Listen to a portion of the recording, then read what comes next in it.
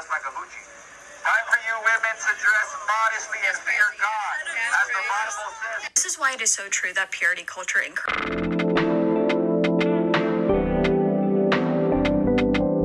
grape culture. Typically, when I say that, there are Christians in my comments clutching their pearls and gasping. This might seem like an uncommon belief, but this guy's just saying the quiet part out loud. He's willing to say it into a microphone. But there's a lot of this stuff happening behind the scenes. I remember when I was 13 and I heard about a woman being raped. I remember the person in the room with me said, well, what was she wearing? She probably deserved it. Those are the kind of beliefs that purity culture encourages. They will tell girls that they're a chewed up piece of gum, a smashed piece of cake, a tore up piece of paper, essentially calling a woman something that can be used up. Yeah, a lot of people aren't willing to say it as loudly as this guy is, but you better believe that this is a common occurrence and a common belief. I find it disingenuous when people are like, there's no harm in waiting to sleep with someone until marriage, and that is not the entire story, and that part is very transparent. I've always found a way to find religion as very problematic. Not only does it like to influence and behave like a colonizer, it wants people to adhere to their rules, nothing else. Because adhering to the rules of others, it creates a sense of conscious thinking. You cannot have conscious thinking in religion. You have faith. And faith is a blindness that I do not want in my life. It means that intuition that guides you needs to be shut in the name of faith. So that is my problem with religion, that they register problematic behavior and find solace in them being so that they can get comfortable. That is why you can do the same thing over 100 times and the gods will still forgive you if you ask for forgiveness. It takes away your ability to be crucified because someone else did die for you. You cannot take away accountability for anything in your life because somebody else died for you. Somebody has already made the sacrifice for you. So there's nothing for you to take accountability for.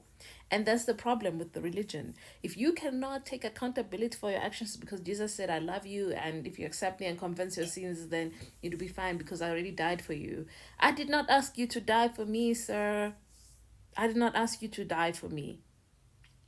And before you say blasphemy, it's the truth. It is blasphemy because you cannot see it from my lenses.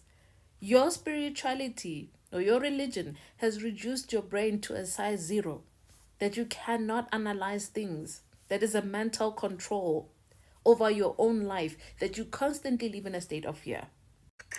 I know for certain the people who call themselves Christians don't realize that they are part of a wicked and evil institution. I know y'all don't realize it, so let me explain, okay?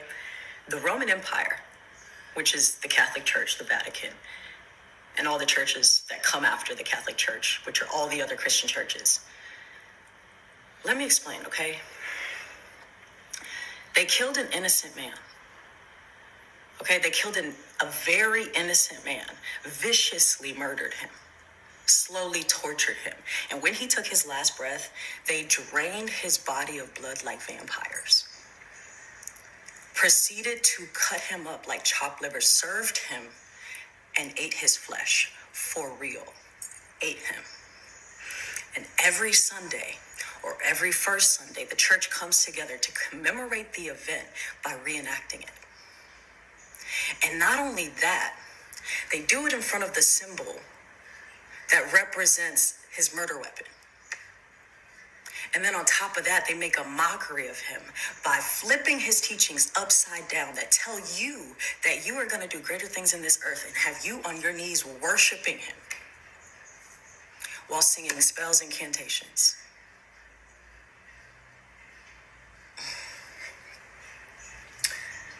Okay. Religion protects you from doing crime perfectly, especially as a white person, a white man to be precise, because no one has to give you anything or hold you accountable to anything because somebody else has already done it for you under the non-existent free will. Honestly, religion plays games And I find it to be an exhausting game. If you're going to play with my mind, that is something that I do not accept lightly. Playing with my mind, I do not accept that at all. So religion has found comfort in doing that to people, in psychologically controlling people, in storing fear into people and justifying crime. Just like that man, he find no problem in what he's saying because he's utilizing the Bible.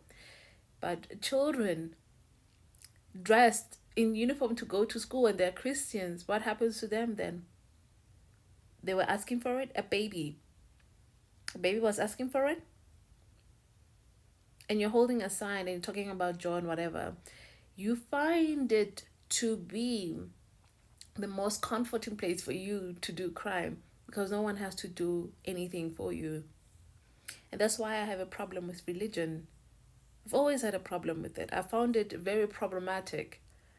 I found it to be very controlling of my life, and I don't have much of a life.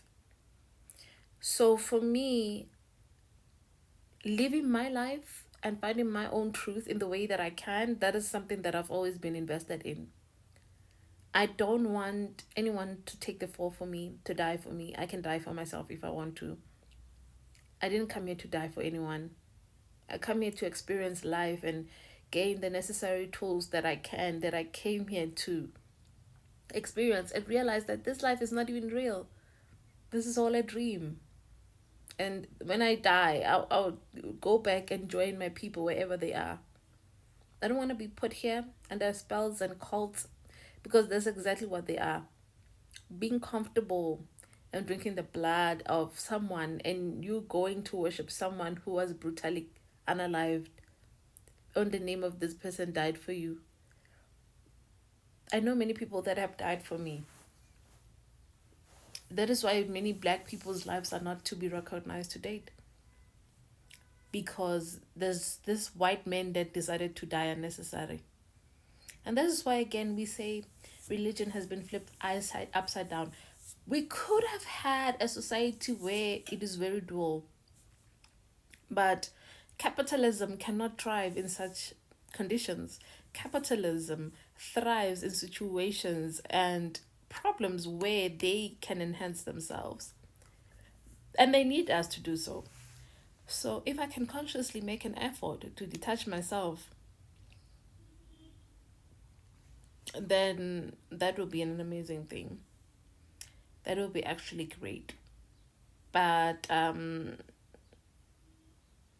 yeah, that's exactly it. That's exactly it. This is the only problem that I found with religion. Probably never be religious until I die. I don't want anything. I'm not even sure I want to be buried in the ground like that. They've tainted the Mother Earth with the things that they're doing. So I don't want to be buried like that. Like I'm waiting in line the way they bury. It's really weird. So, yep.